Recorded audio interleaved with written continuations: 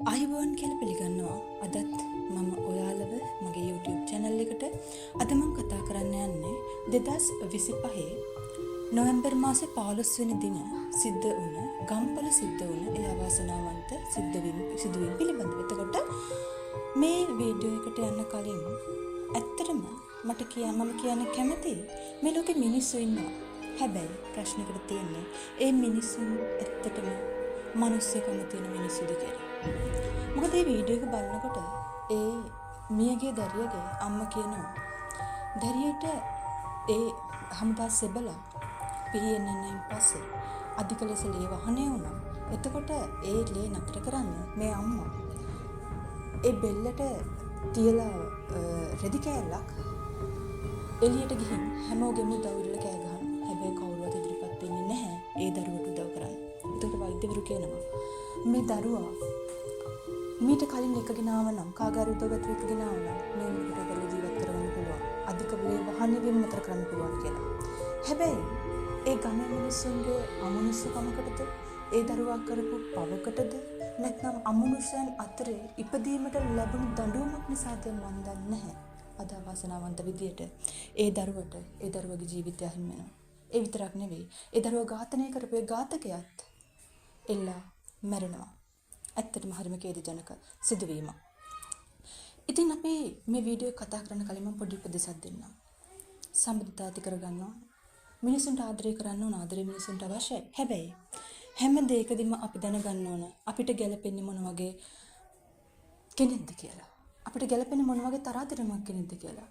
එතකොට අපි ඒ ගැන අවබෝධයක් ඇතිව කටයුතු කරා නම් දෙමව්පියන් දරුවන්ගේ ක්‍රියාකාරකම් ගැන මීට වඩා සැලකිලිමත් වුණා නම් අර අහිංසක ජීවිත දෙකක් අද නිරපරාධේ මරණයටපත් වෙන්නේ නැහැ.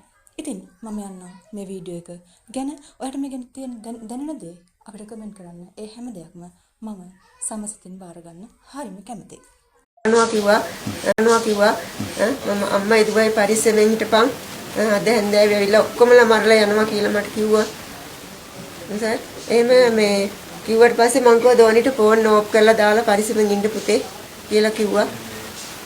ආච්චි අන්කෝ එළියට ගිහින් එන්න කිව්වා. ඊට පස්සේ මං එක්කන් ගියා එළියට. එක්කන් ගිහිල්ලා එයා චුදාලා ගෙට ආවා. ගෙට ආවම මං මාත් එන්න টয়ලට් එකේ ගිහින් කල ඔයා යන්න ගෙට ගිහින්. දුව ළඟ නිදාගන්න ඔයා? නෑ. මේ කාමරේ එයාගේ මේ කාමරේ. පෙම්මට පිටුපෑවයි උරන වූ 27 හැවරදී පෙම්වතෙකු තම දාසය හැවරදී පෙම්වතියගේ ගෙලට තියුණු පිහිපහරක් එල්ල කර ඇය ඝාතනය කර ඔහුද ගෙල්වැල දාගෙන මිය යාමේ සිද්ධියක් ගම්පොළ පොලිස් බල ප්‍රදේශයෙන් වාර්තා වෙනවා. මේ විදිහට මිය ගිහිලා තියෙන්නේ ගම්පොළ පන්විල තැන්න මිල්ලගහමුල කාසල් මිල්ක් ප්‍රදේශයේ පදිංචි හේවගේ මල්කි දිල්රුක්ෂ නැමැති තරුණියක් හා ආභරණ ගෙදර දිනෝෂ ප්‍රියන්ත දිල්ෂාන් නම් තරුණයෙක්. මල්කි දිල්රුක්ෂ ගැන කතා කරනකොට මල්කි දිල්රුක්ෂ කියලා කියන්නේ එම ප්‍රදේශයේම පාසලක 10 වසරේ ඉගෙනුම ලබන අවුරුදු 16ක දැරියක්. එයාගේ නිවස ආසන්නයේ තමයි මේ ඝාතකයා වන දිනෝෂ ප්‍රියන්ත ඉඳලා තියෙන්නේ. එතකොට ඒ දිනෝෂ ප්‍රියන්ත හමුදාවේ කලින් සේවය කරලා ඒකෙන් ඉවත් වෙලා ඉන්පස්සේ විවාහයක් කරගෙන කුරුණෑගල ප්‍රදේශයේ තමයි පදිංචි වෙලා තියෙන්නේ. පසුව එම විවාහය අසාර්ථක වෙනවා. අන්න ඊට පස්සේ මෙයා ආයෙමත් ගමට ඇවිල්ලා එයාගේ පියත් එක්ක ආරවුලක් ඇති කරගෙන මේ මල්කි නම් තරුණියගේ දෙමව්පියන්ගේ කැමැත්ත ඇතිව අන්න ඒ මල්කිලාගේ ගෙදර අවුරුද්දක් පමණ කාලයක් පදිංචි වෙලා තියෙනවා කුලියෙන් නිවසේක විදියට. අන්න ඒ කාලේ තමයි මෙන්න මේ ප්‍රියන්ත කියන පුද්ගලයා අවුරුදු 16ක් වන මල්කිකින් දැරියත් අතර පෙම් සම්බන්ධතාවයක් ඇති වෙන්නේ.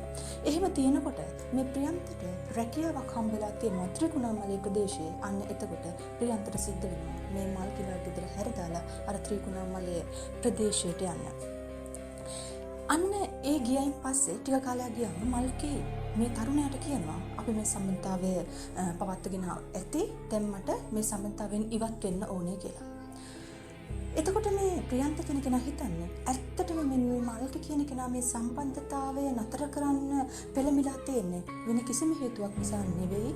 ඒ මල්කි කියන කෙනාට වෙනත් සම්බන්ධතාවයක් තියෙනවා. වෙනත් පිරිමි ළමයෙකු එක්ක සම්බන්ධතාවයක් තියෙනවා කියලා ඉතාමත් දැඩි වෛරයක් මෙන්න මල්කි කෙරේ අර ප්‍රියන්තගේ හිතේ ඇති වෙනවා. එතකොට මේ මොහු සැරේට මේ මල්කිට තර්ජනය කරලා තියෙනවා. ඒක අතාරින්න නැත්නම් මම මරනවා කියලා. එතකොට මේ දිල්කිගේ මල්කිගේ පියා හේවගේ ලලිත් කුමාරයන් අයත් කොළඹ ලලිත් කුමාර කියන කෙනා කොළඹ බේකරි එක තමයි රස්සාව කරලා තියෙන්නේ. මේ ඝාතනය වෙන දවසේ මේ පුද්ගලයා ඇවිල්ලා මල්කිගේ අම්මාටයි ඒ පවුලේ අයට තර්ජනය කරනවා.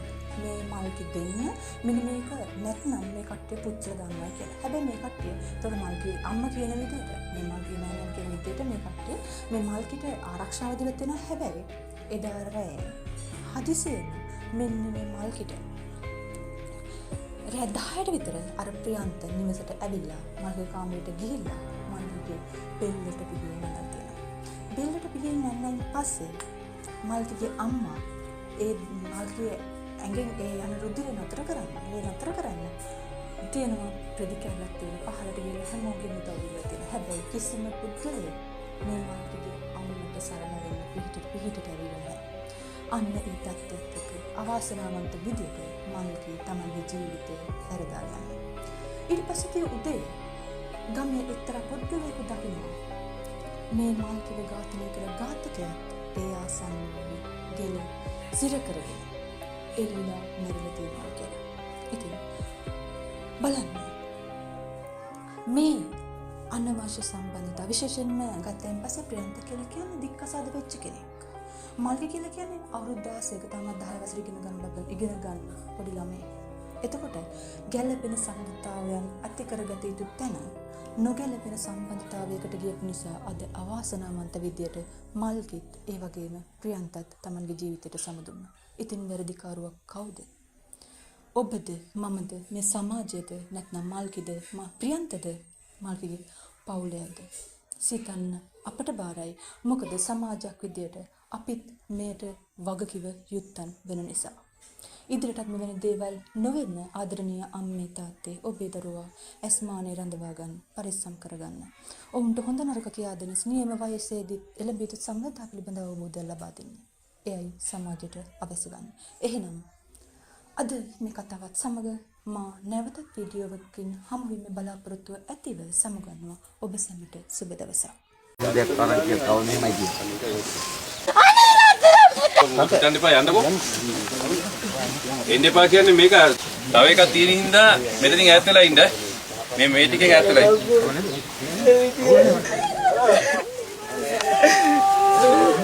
යකෝ වකුපේ මල්ලි